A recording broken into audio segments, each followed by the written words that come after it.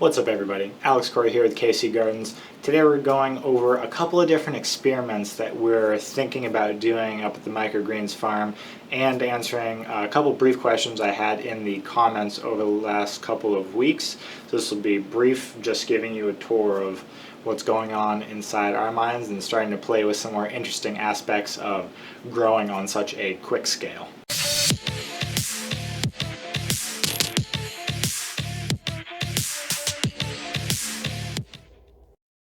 Okay, so I mentioned in the last video that we had just gotten some purple spectrum LEDs, and it doesn't matter for microgreens. Purple is just combining the red and blue wavelengths of a vegetative cycle and a bloom cycle. Obviously microgreens don't have a bloom cycle, but we're curious to see if they have any effect on stem girth or color or flavor or anything like that.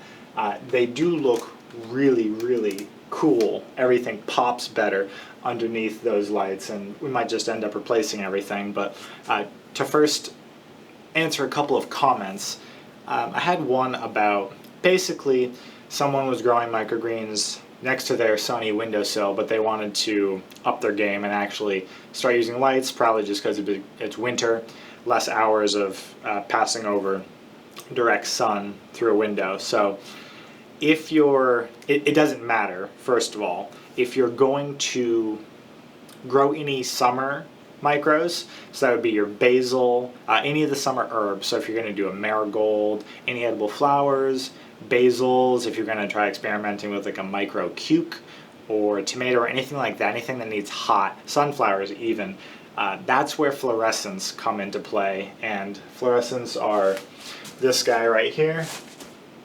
So any of the standard microgreen growers will use fluorescents just because they have the traditionally most wattage per light and easy to replace. So you just swap out the bulb, and the bulbs are pretty cheap. Bulbs last about 6 months with full intensity. So if you need the extra heat, fluorescents will pump out an extra couple of degrees per bulb. So 2 per shelf will give you an extra 5 degrees or so. And if you put them pretty close down, that does radiate a layer of heat. So some people would benefit from the fluorescent.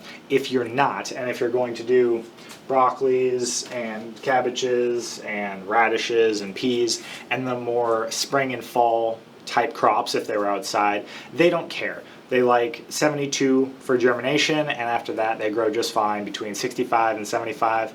So just the ambient temperature of your house works fine with LEDs. And these are an older generation of LED that we had, and the newer generations.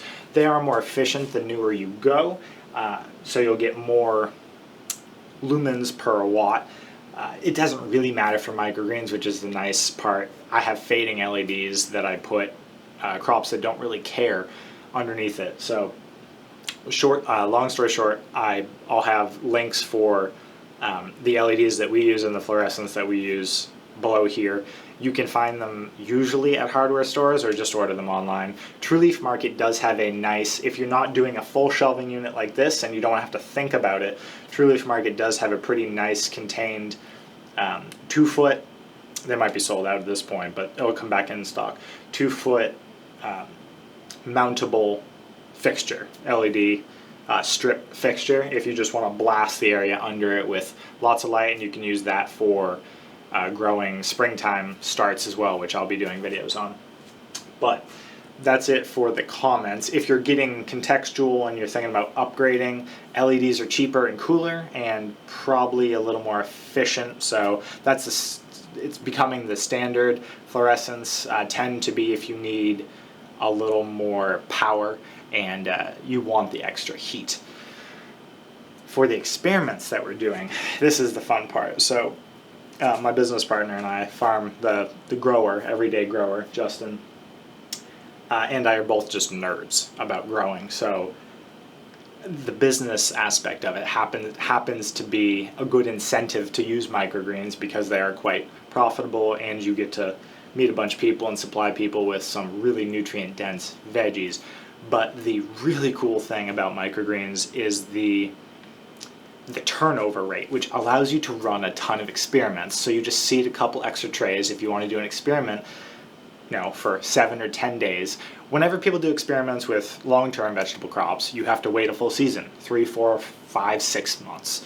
Microgreens, you have to wait maybe 3 weeks if you're doing some of the warm weather stuff, like a basil or a marigold or any of the traditional summer crops. But if you're just doing your standards, 7 to 10 day cycles are pretty quick to be able to see the difference in any experiment you're running.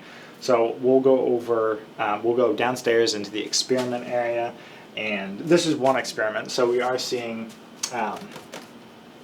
if the purple, so adding the red light into the blue spectrum, blue and white. White is usually just touches on the edge of the blue spectrum. We're seeing if the purple or red wavelengths have any effect on stem coloration or girth. Yields don't fluctuate that much just because there are other things that hit yields that will be bigger than wavelength, but your yields are generally going to be higher if you're growing outside, and that's just because of amount of lux, lumens, UVA and UVB. So there's some things you do get from actual sunshine that affects stem girth and weight, but there's a whole bunch of subtracting factors like it rains, mud splash, exposure to animals, all the things that are a little touchier if you're growing outside. But it's still cool to experiment, and we've had this going for about 2 weeks, and the coloration does look a little different. I'll see if I can find a red.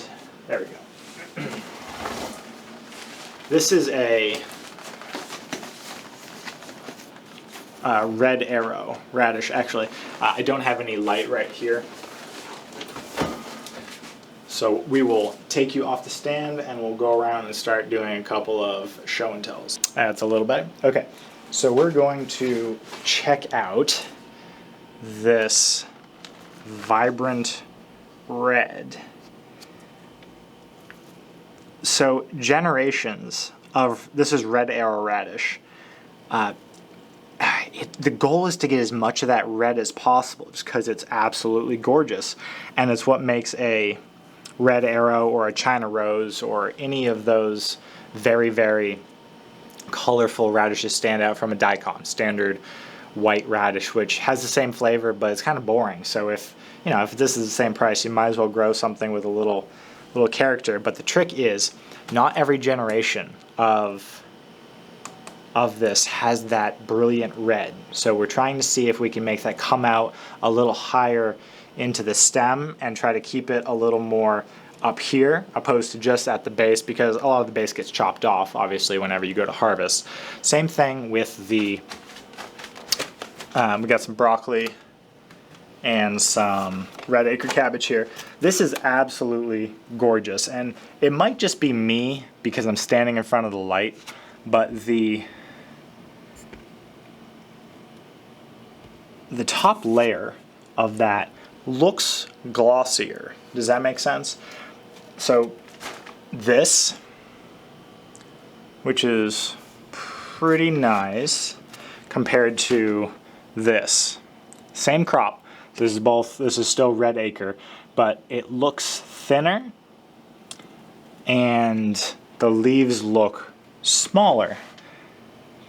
This is the same seeding density, so that'd be the proper question to ask would be, is that the same density? If it's a lower density, then the leaves are going to have more surface area to photosynthesize with, so it'll have a different effect per seed, per plant, but this is the exact same density, same amount of time under growth, so we might have something with the red spectrum in there, but either way, tastes amazing, looks gorgeous. Same with the, we got some Rambo radish interspersed here with the, now this is some of the red arrow that's not under that light, and let me move it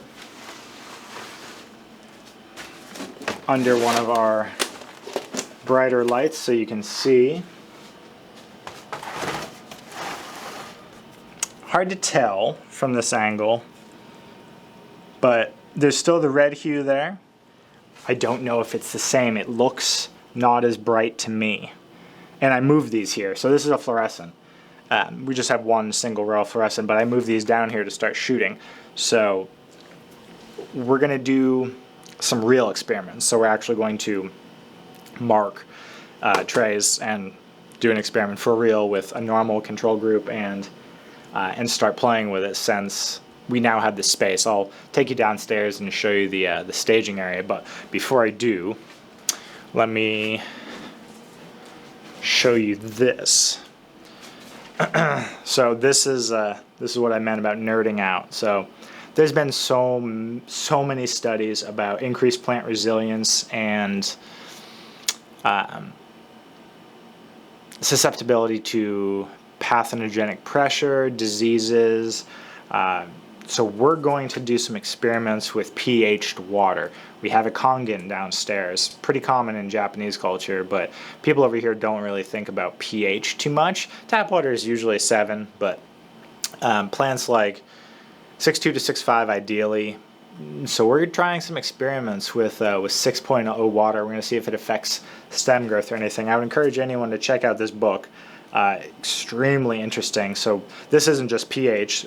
Water obviously is one of your fundamentals. So you start tinkering with that when everything else is dialed in, just so you can actually see if any improvements happen just because of the water. But we're also going to start to electrify some stuff. So we're going to start running some electrodes into the bottom of the trays and see if we can get some increased yields or faster yields from electrifying the trays. We'll do some experiments on that, and we'll do a video per whenever we do that. We'll head downstairs so I can show you the other experiments we're doing. We're downstairs. Sorry about the noise, but the the heater's on. I want to keep the temperature good, so that's the only thing that needs to be real consistent is 72-ish for germination is perfect, but this is the experiment grow room right next to our seating area. So we have all of our germinated trays there, and we're going to start doing stacks of experiments. So different levels of moisture for the wheatgrass and trying out different varieties. So we swapped over to green pea, which has definitely a smaller tendril or a smaller plant, but the tendrils are cooler and is definitely a sweeter pea, so that's nice. We're trying a couple experiments with densities on shisu and shungiku with different soil mixtures, which is why some of them have the patches there. Some are okay, so we're still dialing everything in, but the cool thing about microgreens is generations happen so quickly. You can try hydro experiments or sunflower experiments like we have going here. And the question is, why change everything if you have something working? Because it's fun and you might stumble onto something like densities for amaranth and different levels like that. But this is the mayhem area where things go to get optimized and then they work their way upstairs if things work. So humidity domes, things like that. Things that most large microgrowers don't have because you don't need it, but if you have the resources and the supplies, might as well. So those are the experiments we're going on with. We're doing the different lighting. We are doing electrolysis and electrified water, messing around with pHs. Soil usually doesn't get changed all that consistently, but everything else basically is in flux right now, and we're also trying some hydro peas. We'll do a video in the future about each one of those after our experiments.